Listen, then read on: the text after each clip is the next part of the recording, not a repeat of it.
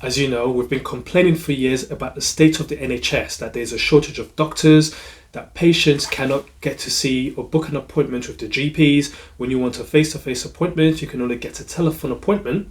However, on the flip side, GPs are now saying that we cannot get into the surgeries that you patients are saying you cannot see us for. We're out of a job. And we're talking more about your locum freelancing GPs as opposed to your salaried, because a lot of salaried GPs have now quit. There are a lot of empty GP posts. GPs don't want to take on this post because they're not well paid. Also, the amount of work is basically like dog work. You're basically a dog doing all this work for pennies. The government is not increasing the salaries anytime soon. Morale is at its lowest low. So here comes Rishi Sunak, our unelected Prime Minister. I think he was making a campaign or whatever you call it, and he was heckled by a GP. Listen to this. I am one of 2,500 GPs in this country who are currently unemployed due to your policies. What are you going to do about that? 37,000 GPs will not vote Conservative because of the constructive dismissal of general practice that is currently occurring. Well, you cannot employ lesser qualified people instead of GPs. They cannot be replaced. The country is not stupid. Well, no one, if I could answer. Lesser qualified people are being used to conduct consultations, which are massively complex. Most people we see over the age of 40 have at least 6 different diseases going on at once. They cannot be dealt with by half-qualified staff. Most GPs spend more time on holiday than in surgery, love. Oh, really? That's so. You go through the surgery and you will find out how much they earn. The amount that they earn is publicly declared on every website. So my dad was a GP. But my mum was also there he goes. My dad was a GP. That's the household I grew up in. My parents dedicated themselves to primary care. I know a thing or two about it. I worked very hard in my mum's pharmacy. Yeah, and right. whilst we're supporting GPs, worked very hard. Right now supporting them with investment in digital telephony to make sure that we can make it easier to get access to them. You've got no clue, we are mate. also making it easier for people to see other primary care practitioners to get the treatments they need. And that's where I'll respectfully disagree with you, because I do think it is right that people can now see their pharmacist to get medicines for 7 common ailments like sore throats, ear infections and sinusitis. And that is an example of something we're doing that making it easier for people to get the care they need. But I will always support primary care, as I said, because I'm the son of both a GP and a pharmacist.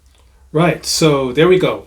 Once again, Rishi Sunak always plays that card. He always plays that card of, I'm the son of a GP, I'm the son of my mother was a pharmacist, I worked very hard in my mother's pharmacy, so I understand. You understand nothing, Sunak. What has being the son of a GP or being the son of a pharmacist got to do with anything? You're the same person who are telling people to go back to work, even though they're disabled, they've not walked for 6 years. It's very condescending, and you can see that smirk on his face when the woman was talking as well. Now, I'm not going to be biased here. I'm going to be quite objective as a GP. We're talking here about physician associates. We're talking about PAs. Now, I do feel that PAs do have a place in primary care if they're used in the right way. However, they're not being used in the right way. What's happening now is that PAs are doing the work of GPs, and this is not a rumor. This is a fact. Anyone will tell you PAs are doing the works of a GP while the GPs are supervising them. So this is the difference. The GPs are now supervising the work of the PAs doing their own job.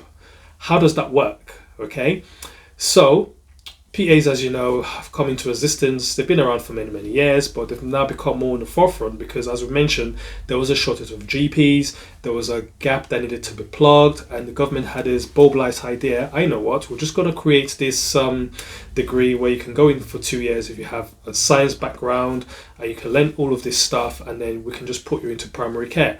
There has been some stories, some have been in the news, some have not been in the news for whatever reason, but one of the most common news stories was when this woman who had a blood clot was misdiagnosed and she died, and that's what brought all these issues about PAs, as well as GPs now not being employed anymore.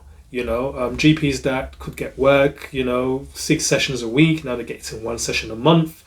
And then you've got these PAs who do not even tell the patients that they're seeing that they're PAs. So the patient is going in saying that I want to see a GP, and they think they're actually seeing a GP. How many times have someone told me I saw a doctor, or when I looked properly, I said, that is not a doctor you've seen, that is a PA.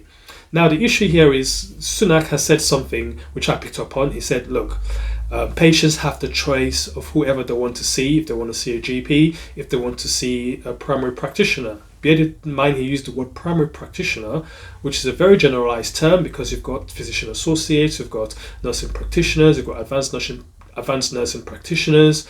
Then you've got the Advanced Consultant Paramedics as well, known as the ACPs. So not everyone knows about the ACPs, Advanced Consultant Paramedics. These are also paramedics in the surgery that can also do the job of seeing patients, but these are more kind of basic cases than complex cases. The argument here from this GP is that GPs, have to see complex cases, which can be 5 or 6 different problems, and we expected to do this in 10 minutes. How are you going to screen a PA? How are you going to screen what a PA is doing or not doing? And there are cases where I've seen PAs request like 20 or 40 blood tests for something that was totally unnecessary, for something that probably did not need any blood tests in the first place. They just probably needed an assessment and a review and to come back again. But patients love this because patients feel, oh, actually, the PA treated me better than my GP because they gave me blood tests, they gave me antibiotics for my cough. And that's all patients want. Patients want what they came for, whereas with GPs, we're more analytical, we tend to kind of work based on evidence, our science, whereas the PAs are less inexperienced. And this is the danger here. While patients might feel that the PAs are doing them the best, they're actually doing more harm than good. Now, in terms of primary practitioners, I have no problem if patients have a choice. If patients want to see a GP, if patients want to see any of the other specialties that I mentioned, but the problem here is patients do not actually have that choice.